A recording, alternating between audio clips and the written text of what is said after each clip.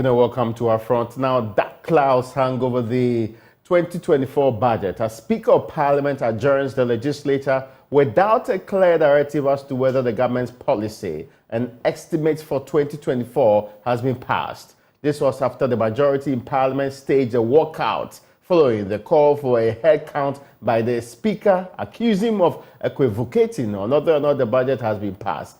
Listen to the majority leader explaining why they staged that boycott. When we finished, what was to be done was for the Speaker to put the question. Now, we raised issues initially about procedure. And as you heard, the Deputy Majority Leader, he said to the Speaker that after putting the question and declaring the results, if a member wanted to challenge, he would have then to come with a challenge first. The member just got up and said that on account of Order 1132, he's inviting the Speaker to do a head count. That was not a challenge. So that was the issue the Deputy Leader raised. Then along the line, as we traveled, the Speaker then said, well, he made a declaration, he expressed an opinion that he thought that the ayes have it. So the member could challenge it. You are all there. You're all there. You heard the Speaker loud and clear. Why should a Speaker beat such a hasty retreat from what he had said? He said to us that he thought, and I'm quoting him, that I think the ayes have it. That is how speakers make pronouncements and determination. I think the ayes have it. And if he's convinced and persuaded, then he go further to say that the ayes have it. Or maybe I think the noes have it. The noes have it. That's how it's done. Once you say the noes have it, then the determination has been made. In this case, he said, I think the ayes have it. The ayes have it. Then you have a Speaker making a U-turn, a sudden U-turn to say that no, he didn't add that the ayes have it. He just expressed an opinion. You're all there, you heard him loud and clear. And that's most unfortunate. That's most unfortunate. So we think that the proper thing should be done. So we raised these preliminary issues. However, when the dust settled, we said, okay, let's take the vote in spite of the initial objections that we have raised. Let's take the vote because he was insisting on the head count. Then we said, okay, we are available. Take the head count. What is happening is that there are 5 members of the minority who are not here. So all that he's doing is to play for time to enable them to come to the chamber. That is it. That's all that it is. What are the names of those of them who are not there? Honorable Ayariga. Ayariga is not here. Honorable Senator. Sam George is not here. Senator is not here. Ajekum is not here. And Jechikwesin is not here. There are 5 of them who are not here. All that the Speaker is doing is playing for time to enable them to find a way to enter the chamber. What kind of thing is this? What kind of thing is that? We insisted that, well, we're raising these preliminary issues. But you insist that you didn't say that. So I dropped it. I said, okay, so let's take the head count. And he said we're going to do the head count. What was he waiting for? And for good about 30 minutes, he's not doing anything. He's sitting down there. What's the import of it? Now adopting a division procedure. And now he says that, oh, we should get up and then go and write your name and then vote. That is a division. Did Ama Kofi Boa call for a division? He said he was calling for a head count. So the Speaker now wants to inject himself to say that no, it's a division. What kind of attitude is this? That is why we left the chamber for him. That let him do his own thing. Ladies and gentlemen, that is the import of what you have done. Thank you very much. Thank you. The justification of the majority in Ghana's parliament for their walkout earlier today over conduct they consider to be not reflective of the role of the Speaker of Parliament. They believe he was equivocating, aiding the minority who had 5 members not present in the parliament. All of those accusations will have to be answered. And joining us to do this and talk about just more than just that, because he's not only been building houses, he's been rescuing people in his home constituency and adjoining constituencies where there's been massive devastation because of the flooding and the opening of that particular Kosombo Dam. The Honorable Samuel Okudjota-Ablakwa is also ranking member on the Foreign Affairs Committee in Parliament. And sometimes people are not sure which other many committees he serves on. And part-time investigative journalist or member of Parliament. You're welcome, sir. Thank you very much, Raymond. Good to see you. I hope you are doing well. Yeah, it's been a really difficult and devastating period. Very much but so. we are sojourning on. So we give glory to God. We'll come to the victims of Northdown and the other areas close to that. But let's start in Parliament. We thought there was going to be a smooth process, even though the minority had indicated that there are difficulties with the budget, and the minority leader has stated that they are likely to actually reject the budget. Why did the conversations end up in a walkout, which led to the subsequent adjourning of the House today? You're right. Good evening to you. Good evening to all viewers. Clearly a momentous day in Parliament. For the second time in 4 years, our majority colleagues have walked out on their own budget. It's never happened, unprecedented, that the side that presents their budget will be walking out on their own budget. They did that for the 2022 budget when clearly they realized that they didn't have the numbers and that if matters were put to a vote, they would lose. They walked out for the 2022 budget. And now for the 2024 budget, they have done the same. Look, fortunately, parliamentary proceedings are live. Everybody witnessed what happened. And as part of the Open Governance Initiative, this particular speaker has been seeking to deepen. So you notice that he's the only speaker who even acknowledges people in the public gallery. And he's been opening Parliament for everybody to see for themselves what is happening. What happened today is that the majority side, and I've heard the Honorable Oseiche Mensah-Bonsu try to spin and engage in a very disingenuous analysis of what happened. He is accusing our side of not having the numbers. I mean, so if we didn't have the numbers and you were so confident that a vote will expose us, why did you stage a walkout? You all saw what they did. They announced that they were walking out, and they did walk out.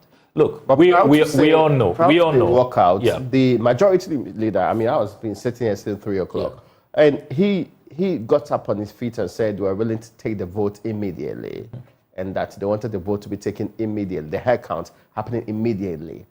Then a short while after the speaker said, okay, the procedures that we are going to get you, when your name is mentioned, you get up and actually be counted along that line. They decided to walk out. That sounded to me like a man who was ready and willing to lead his people into the head count. You need to go back. So before the attempt to pretend they were ready, remember there was a lot of filibustering when the Honorable Emmanuel Amakofibua, Deputy Minority Leader, stood on Standing Order 1132.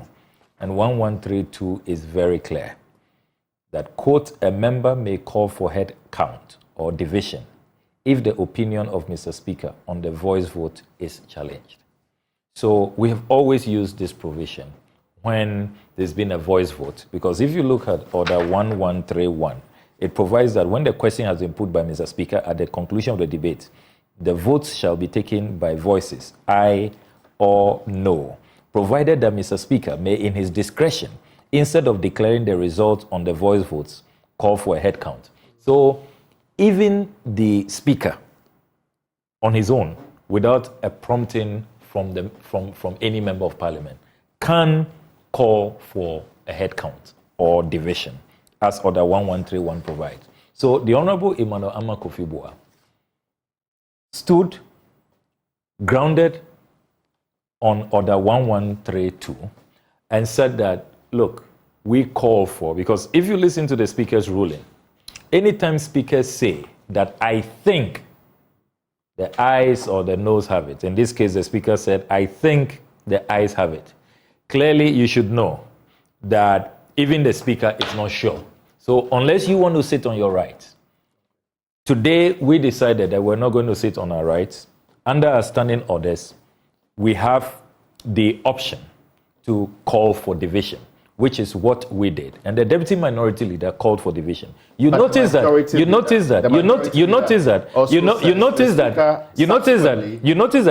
as soon as that was done, what is so strange, what is so,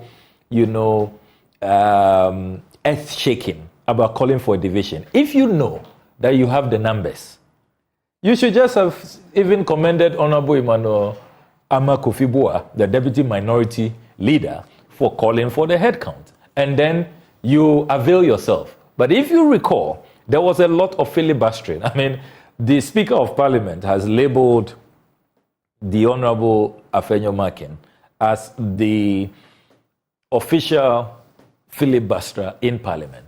He does a lot of that, and all they were doing was to buy time to allow for their members to come in. Look, the fact of the matter is that as we speak, even now that the House has been adjourned, the Honorable Kennedy Ejapon is not in the country. As we speak, they do not have the Deputy Foreign Minister, the Honorable Mavis Nkansa-Buedu. She was not in the chamber. She is not in town. Okay. As we speak, they don't have the Deputy Finance Minister, the Honorable John Kuma. He's not available.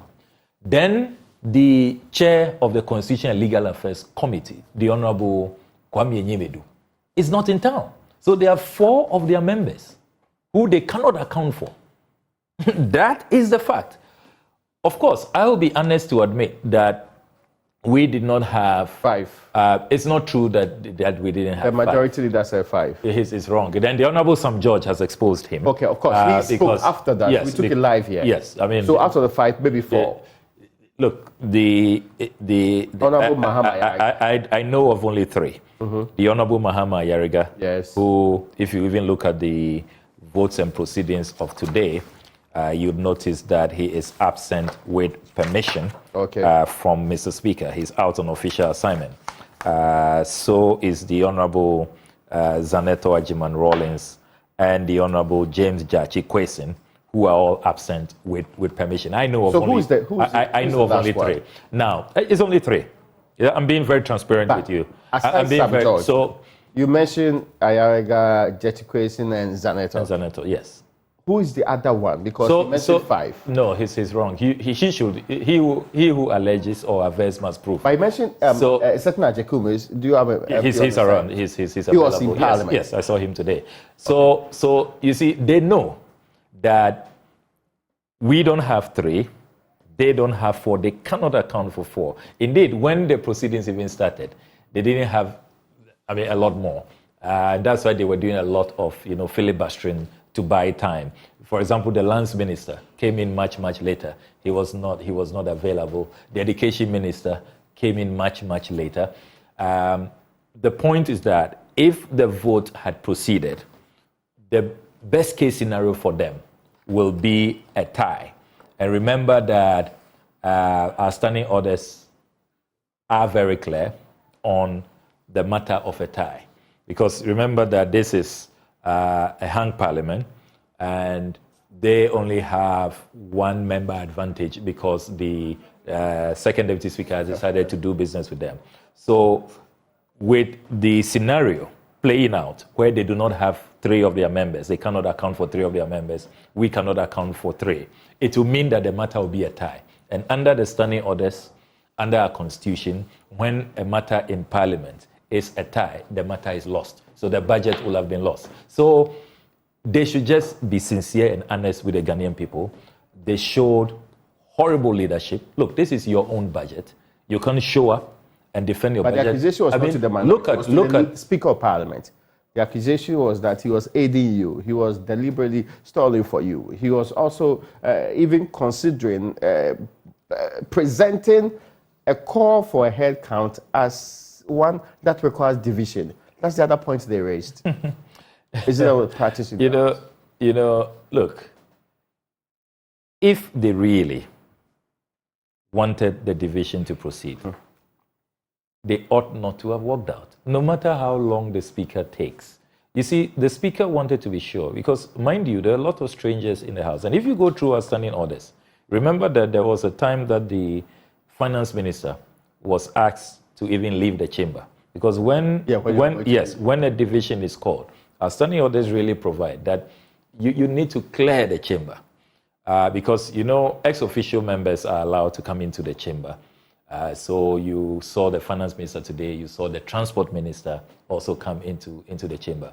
To the extent that the speaker did not want to repeat what he did a couple of years ago, which they took offense. They said, why was the finance minister asked to leave us? Which was the right thing the speaker did. The speaker this time round decided that he would rather opt for the clerks at table mentioning our names. So when you hear your name, you get up. So there was a lot of housekeeping going on behind the scenes to allow for a head count to be done where the clerk at table will mention your name, then you get up. Because you see... Is that a standard process? Is that what you have always done as a parliament when it comes to a head count? Yes, we've done that before. It's allowed. If you go through our standing orders, in terms of division and standing orders, there is quite some flexibility. So you can all get up, for example, and then the clerks will be asked to count. We've done that before.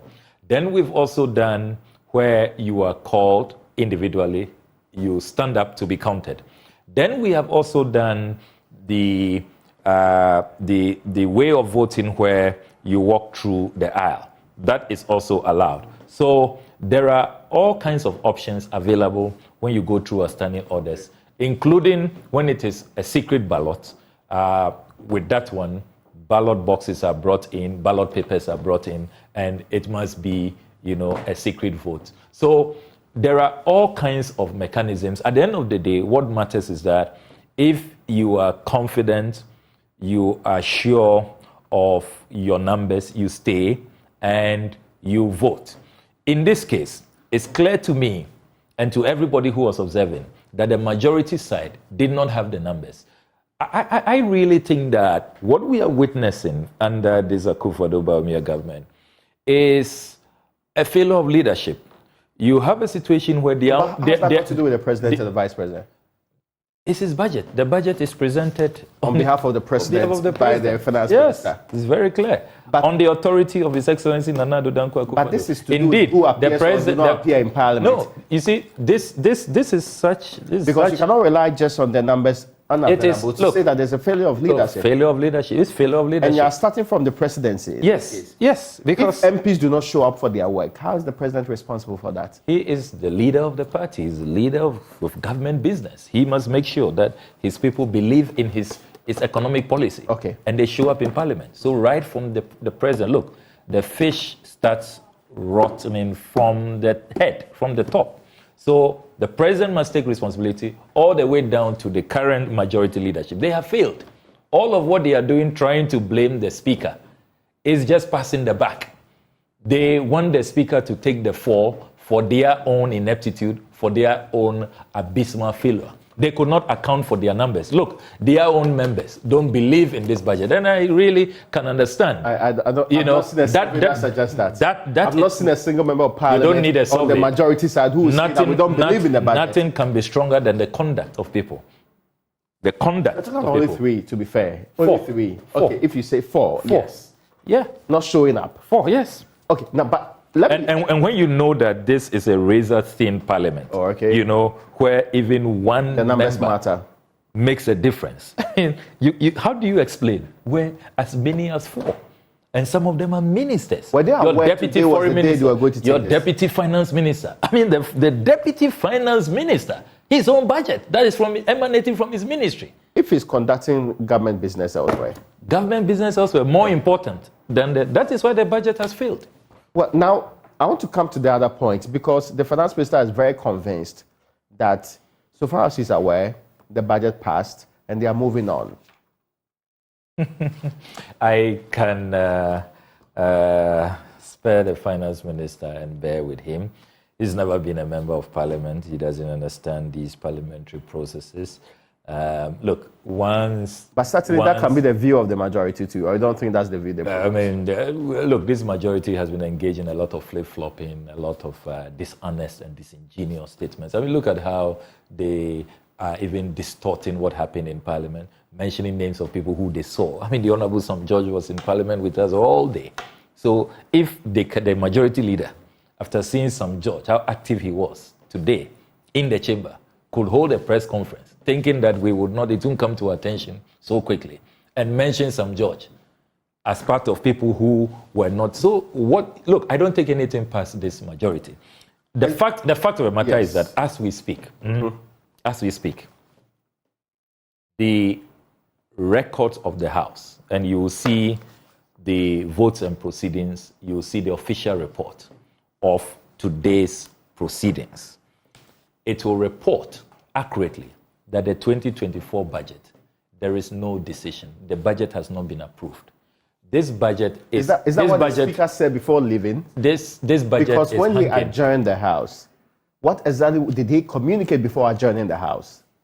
So, what the Speaker communicated, the Speaker quoted Order 104, which provides that in the case of grave disorder arising in the House, Mr. Speaker may, if he thinks it is necessary to do so, adjourn the House without question put or suspend the sitting till a time to be named by him. So this is all the Speaker came to do, quoted Order 104 and said that because in his view there was grave disorder, this is the standing order that should apply. So he's adjourning the House till 10 a.m. tomorrow in the forenoon. The Speaker made no pronouncement. Indeed, if this budget had been approved, the Speaker would then have proceeded to say that this budget is hereby approved. The 2024 budget is approved. Go look, from 1993, all speakers, when the budget is approved, after the vote, they state categorical. And then after that, they commit the estimates to the various committees. So that was not done. So when the majority walked out, why didn't the Speaker continue to allow you to vote on the budget? It is a legitimate question. I mean, I was asking myself the same question. And I don't know if it was... Did he see wisdom in the conduct of the majority? Did he now come to realize that perhaps he was wrong and the majority was right? So let's give them time to come back to the House. Because to many people watching from outside, when a similar incident happened, the process continued. Yes. So why was it different this time around? Fair question. And I can tell you that there are a lot of us on the minority side who really remain at a loss. And we would want to give the Right Honourable Speaker an opportunity to clarify that conduct, because we thought that we could have finished the matter. We had the majority side on the ropes. They were in 6s and 7s in total disarray. They clearly didn't believe in their own budget. They didn't organize. They didn't show leadership. They were in such a mess. And look, these are not people who you spare. I mean, the budget is the most important document. And if you can't mobilize your members to come and vote for the budget, you should be punished. And we didn't know why the Speaker honestly gave them such a long But did you road. ask that? So when you returned, when the Speaker returned, he did not allow for debates or discussions from the floor. He just immediately quoted Order 104 and said, based on that order, we say that if there is, because the order is very strong, that in the discretion of the Speaker, if there is grave disorder, he can just adjourn or suspend. So this was construed as grave disorder? Yes, grave disorder. That's what the Speaker said. If you look at what Order 104, grave disorder, in the case of grave disorder arising in the House, Mr. Speaker, if he thinks it's necessary to do so, adjourn the House without question put or suspend the sitting till a time to be named by him. So that's what he did. So there was no debate, no discussion whatsoever. I do not think that this conduct by the Speaker, as you were alluding to, means that or translates into the Speaker having any soft spot or for the remorse, majority. or remorse. he Not at agrees all. with them that he Look, erred, and no, no. that How did the speaker err? Look, the speaker was so fair to them, and we even During think the that break, he forgive me. was overly fair, because he could have on his own, instead of even saying that I think, because he wasn't sure. And the standing order provides, order 1131 provides that he could have just called for a head count. Did he also say after the I think that what they call it, the eyes have it? No. Did he say, No, he didn't I say think that. the eyes No, have it? no, And he- subsequently say, the eyes have it. No. Without the I think part coming in. No, he never He said did that. never He say never that. said that. But He the never majority said that. leader says that's what he says subsequently. So look, this majority leader has been saying a lot of things today. Okay. I can understand his days, he's embarrassed, and I think that his leadership will be called into question. During the break, This is because he's the only majority leader who, on 2 occasions, this never happened in our entire history. 2 occasions, you have not been able to marshal your troops to defend your budget, to approve your budget. So this majority leader already is going into ignominy. but this is a very peculiar parliament. I mean, Yeah, unlike but- times where yeah, there was but- 167 and whatever yeah. period, where just 4 or 5 may not make a massive impact in the parliament. This is a parliament that's very thin on the numbers. Granted. Yes. So Granted, it's not but- as if he voted for the people of every constituency and determined the numbers in the parliament. Granted, but he said he could do it. He said he could do the job. He said that they will mobilize their numbers. During the break, leadership was called. What did the speaker discuss with you? I am not in leadership, in the core leadership. Yeah. I'm just part of extended leadership when ranking members But are he come to included. tell you what the discussion with the No, speaker was. I haven't. I have not had the benefit of what was discussed in conclave. Were you aware that the speaker was going to adjourn the house till tomorrow? To be honest, that came to us as a surprise. Look, I even thought that the precedent that was set the last time, which has always been said, because, parliamentary walkouts, boycotts, are all part of the tools of parliament. And you don't hold parliament to ransom when you walk out. So, as the speaker has done consistently in time past, and not only this speaker, previous speakers, we were all expecting. That's why we remain in our seats.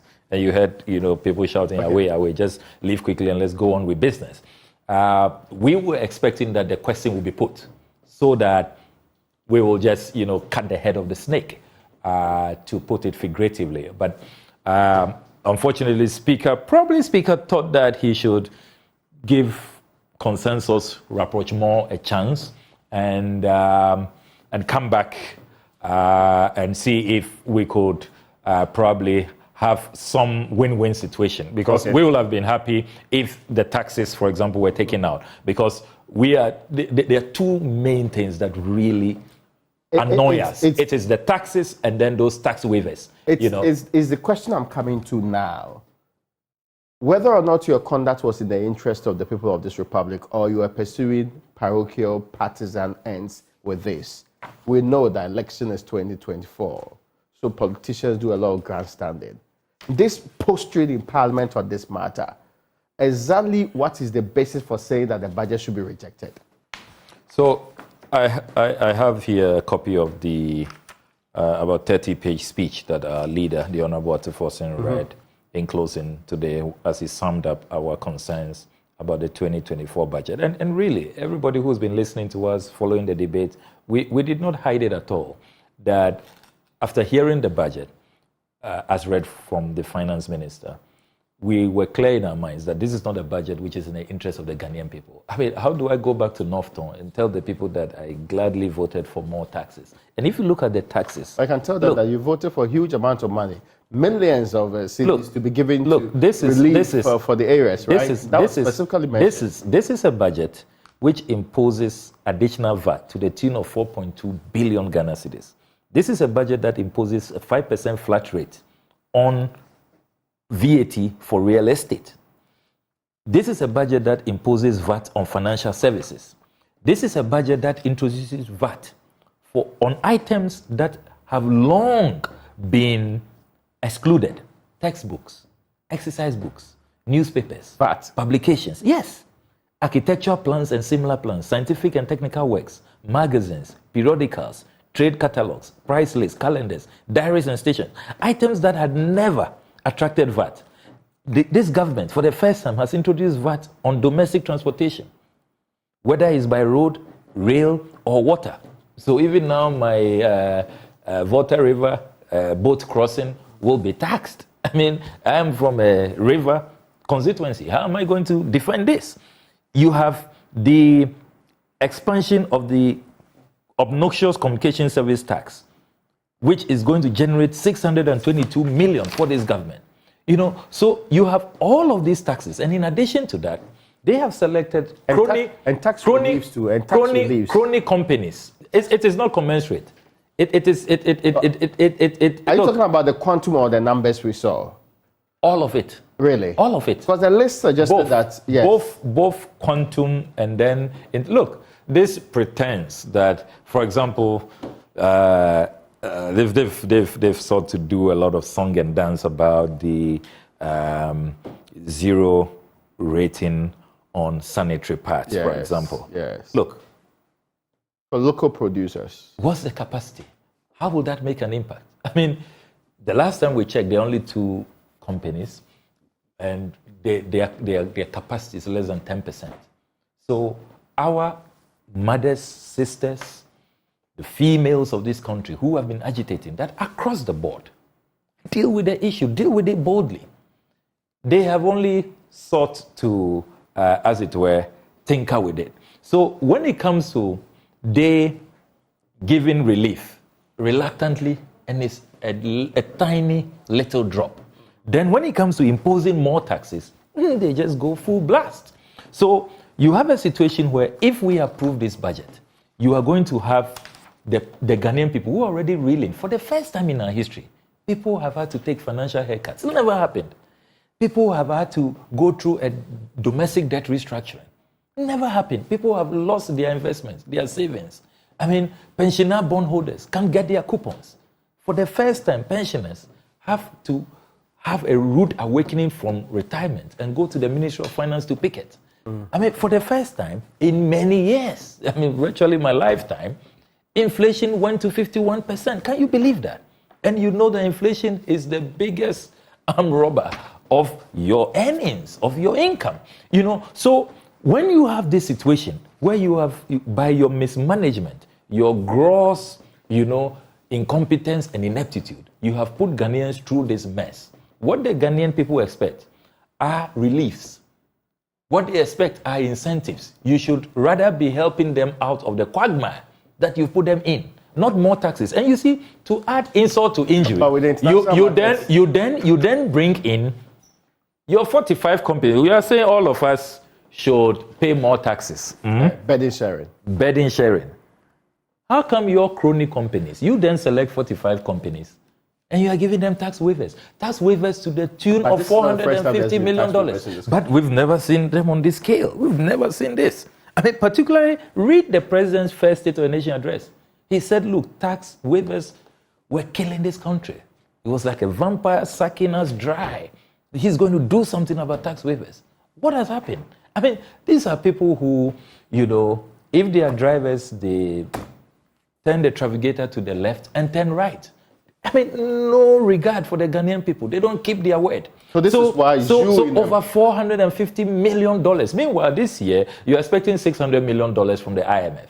And about 80% of that. And then $450 million in tax waivers. I mean, you wonder what kind of management of an economy this is. So we say that this budget is so insensitive. It does not address the plight of the people.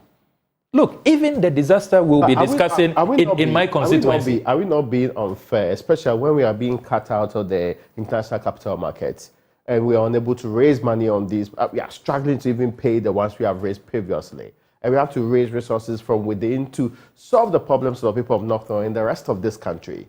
If government is seeking to raise resources from local sources, is that not the best way to go? I'm glad. What exactly will be the option here anyway? I'm glad you asked this question. So, first of all, we must admit that we should not have gotten here in the first place.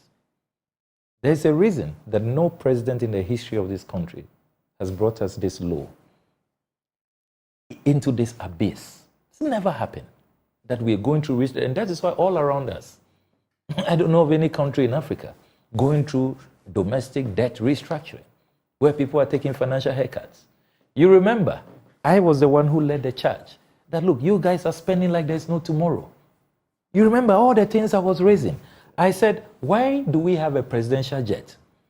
You pack it, you don't want to use it, a jet in pristine condition ordered by President Kufuor, used by President Mills, President Mahama. It has more than the 20-year life period. In less than 10 years, you said you don't want to use it. You were chartering luxurious jets, 20,000 euros an hour. How many months did I talk about this? They won't listen to me. National Cathedral. How many months? I kept unraveling all kinds of things. You know, the money is being diverted. It turned out that they were using the contingency vote. They didn't come to Parliament for approvals. They just engaged in, look, if a promise to God, you make a promise to God, and you can't even be transparent about it. You can't be honest, be clean, be pure about it. Then how about promises to men? So as we speak, they have created, as Atu Forson described it this afternoon, the biggest man-made manhole, the most expensive in the world. Over 339 million Ghana cedis. Imagine what that money could have done at the time, $100 million, the exchange rate. Imagine what it could have done for this economy. You remember when I talked about the increasing numbers at the Office of Government Machinery, consistently in Parliament. I was called names. They ignored me. They treated my concerns with contempt. This is a president who believes in big government. He appoints over 100 ministers. He appoints many staffers. You know, approaching 1,000. He can't be bothered. They were spending, living large, like an Arabian king, like a Russian oligarch, like a British aristocrat, like there's no tomorrow. The chickens have come home to roost. Here we are. You have brought this upon yourself. We've been shut out of the financial market. Now you ask a question that what is the way forward? Yeah. We were expecting that we will see fiscal adjustments.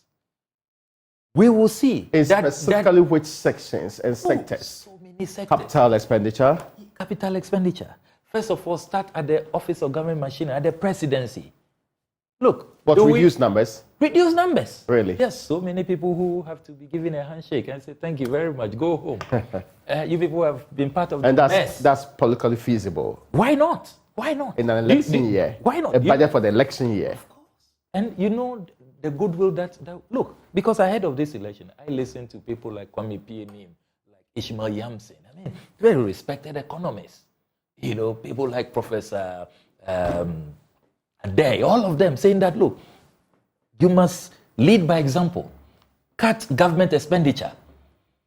I mean, even during the presidential primaries, some of the president's own party members, I had Kwabena Ejepong, I had Kennedy Ejepong, I had Alan. All of them saying that, look, we've been part of the team, but we know why we are in this mess. Reduce the number of ministers, reduce the number of staffers, reduce the number of ministries, reduce the number of, I mean, the grandiosity, you know, the extravagance. They wouldn't listen.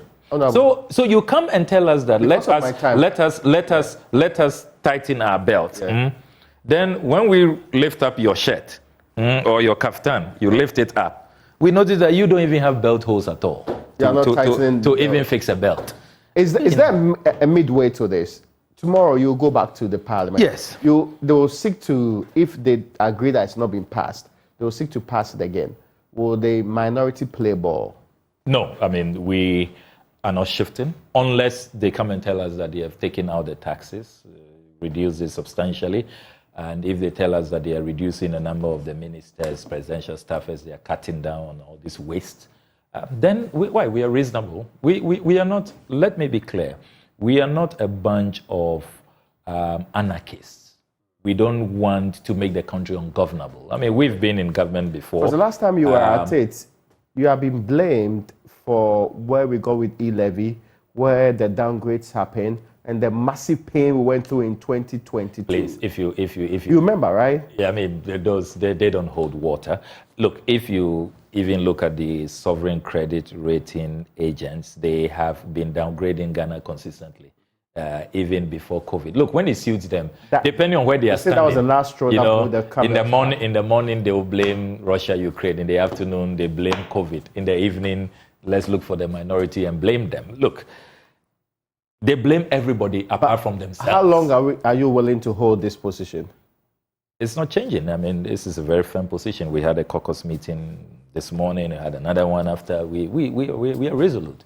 Look, it's about defending the Ghanaian people. And you see, we've engaged with our constituents, we've listened to them, and we've followed, reaction to this budget. The Ghanaian people are saying that, look, to the extent that this government does not want to cut expenditure, they don't want to impose fiscal adjustment, be fiscally disciplined. They don't want to lead by example. They don't want to stop this crony capitalism. Look at what KT Hammond is also trying to do with this is, restriction. It's all about, rent-seeking, state capture, creating, a certain create, loot, and share cabal, which hijacks the resources meant for all of us. And then we continue to be squeezed. But that'll be late tomorrow. How much? Well, let's see. Let's see how it goes. I'm not sure about that. I'm not sure about that, KT. I'm not sure what you mean by the speaker was categorical that he can lay it on Thursday. Yes, that's the speaker. Whether we have, that's the speaker's expectations. Speakers have all kinds of expectations. I mean, you take our order paper, for example, some questions were programmed. Are you saying that you're going to oppose it for today? Again? Yes, certainly. We are opposed to that, Ella. And I mean, I was talking to colleagues on the subsidiary legislation committee, and it looks like KT Hammond is even doing his worst, adding more to the list. I mean, 22. Yes, now 24. I mean, is adding more items to the list. I mean, KT Hammond must be stopped. So look, these guys have shown that they don't listen. They are not team players. They don't build consensus, and we are not going to allow them to continue to destroy this country. Haven't they destroyed this country enough? I need to talk about what's happening in Northtown, the relief and resettlement plans. But we need to take a break. When we come back, my guest is the ranking member of the Foreign Affairs Committee of Parliament and the minority side, which was trying to shoot down the budget today, which led to the majority boycotting and Parliament being adjourned to tomorrow. After the break, we'll continue our conversation. To our very conversation on what's happening in the Parliament of the Republic of Ghana with the ranking member of the Foreign Affairs Committee of Parliament, where the majority walked out. The minority stayed in Parliament, but the Speaker ended up adjourning the proceedings for the day to tomorrow. The budget, the Finance Minister says the budget has been passed and that he's convinced that that has been settled. The minority says, no, I'm not sure if that's the same position that the majority is holding on this matter. But in studio is a man who's been fighting more than just budgetary issues in Parliament. He has a massive, and it's a national disaster on our hands in the areas of Northern and surrounding areas, and also constituencies. Honorable Samuel Okudzeto-Ablakwa, exactly what is the state of affairs in Northern today? I mean, you do know, Raymond, as you have said, that in our lifetime, we've not seen the number, these number of people displaced before. According to NADMO, across the country, almost 40,000 people are displaced. Northtown, sadly, is the epicenter. We have 12,633 people displaced. As I speak to you now, these displaced people are living in classrooms. And I made a point yesterday when I contributed to the budget that it is really a national embarrassment that 9 weeks and counting, we cannot find alternative housing for displaced persons. No fault of theirs. And I brought pictures to Parliament, 92-year-old, 82-year-old, 68-year-olds who are putting up in those inhumane, insanitary schools. Remember that these are not even boarding schools, day schools, no kitchenettes, no bathrooms, no toilets, no washrooms, no bedrooms. They are not places that are conducive for residential stay. And people are living in destitution, living like refugees in their own hometowns. And it is really traumatizing. I've lost count of the number of times I've broken down, visiting my constituents, engaging them, and when you ask direct questions, I mean, what did we do to deserve this? You can't respond. When they ask you, so will I ever get my savings back? I mean, my clothes, my jewelry, my farms, my fish ponds. I mean, the young man who came to me with his workers, Felix Greenstreet, in Mafa, who had gone for a loan, 400,000 cedis, and set up, a very thriving, fish farm. They're asking me questions. Will we ever be compensated? It's very difficult to look in their eyes and give them straight answers because there's no certainty. So, are there state-sponsored plans of resettlement underway? So when you read the 2024 budget, the finance minister talked about two phases. The relief phase, which he says that they are allocating 220 million cedis. But he says that's for the relief phase. So for the restoration phase, which would deal with resettlement and compensation, sadly, there is no specific allocation. He says that they have applied to two institutions, the World Bank, and then there's this global fund for climate change relief. And it's not clear what the responses will be from these international bodies and how much will come from there. And even with the budgetary allocation of 220 million, we all know there's a world of difference between what is allocated and what is actually released. So it's a nightmare. Never seen anything like this, to have all these thousands of people. And you see, for school children, they are displaced twice, displaced from their homes, displaced from their schools, because I've had to mobilize volunteer teachers to be teaching them in the compounds and the trees and the sheds. But even with that, was the quality, was even the concentration level, because there's a lot of activities, a beehive of activity. Donors are coming in. Yeah. We are offloading relief items and all of that. And, if you thought that the conditions in those classrooms are anything that, you would even wish for your worst enemy, you are wrong. So as I speak to you, so in terms of the high level of the water is receded, and I must commend engineers and planners. They helped us in the last days when the stubborn waters wouldn't recede, with a lot of dredging support. NADMO military came in at some point. I salute all of them for helping. But will you believe it that even after all these weeks, we are still pumping out water from some of the communities, the valleys. We are still trying to pump out water from homes into the Volta River. What we are also doing now is carrying out what we are calling the structural integrity assessment, because as the houses that were submerged now have some relief because the water levels have receded, you still cannot guarantee the safety of the homeowners if they return. So we have asked them to remain in the camps. Let's finish the structural integrity assessment to be sure that those buildings are really safe for human habitation. So that structural assessment is being done. Now, those who even have a building standing for the structural assessment are the lucky ones. About 1,500 houses were totally damaged in my constituency alone.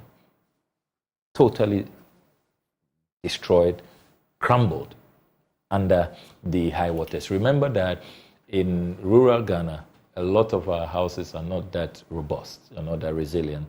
A lot of them are mud houses. So, after days, some of them hours under these submerged waters, they just crumbled and gave way. So for these people, resettlement is urgent, is crucial. And I'm disappointed. I was telling Parliament yesterday that it's disappointing that throughout this entire budget, there's no mention of the Saglemi housing project. Fortunately for us, we are very close to Saglemi, even though that is in another constituency, but less than 40 kilometers from our constituency. And that could have helped as an interim place to house the people. At least they will get their dignity back, because that is, a building constructed for residential accommodation. These schools are not made for residential accommodation. So unfortunately, we don't see any attempt to just, complete Saglemi. Saglemi, what is outstanding, I'm told, is about 95% complete. I'm told there's just a few plumbing and electrical works. I would have thought that would have been done urgently, but no mention of Saglemi in the budget. And the irony is that this government is seeking to start new housing projects in Pokuase and in the Ashanti region for 2024. And you wonder, what really, that's why I was reminding, the president that, look, if you pay regard to the oaths that our presidents take, our vice presidents take under the second schedule of our constitution, it's a really powerful oath. And unfortunately that I have to interrupt because the same time is up. Oh, yes, but let me. You see, the oath is clear that you should do right to all manner of persons. Yes. But I must. It's unfortunate that we don't have time. But let me quickly thank corporate Ghana, the media, individuals, celebrities. A lot of Ghanaians have really come through to support us, and we are grateful. I want to thank Mawom's Construction for helping us with roads that were cut off, engineers and planners. First Sky Group for helping us with the housing project, which is going to house about 300 people in the next few days. And we continue to roll out initiatives. For example, my 50 most affected tertiary students, we paid full fees. There are teachers who we are asking to come back. I've dedicated 100,000 cedis to support their rent. So we'll continue with this. I'm grateful to you for coming in. I'm sure we should help more. But thank you so much also for watching Upfront today.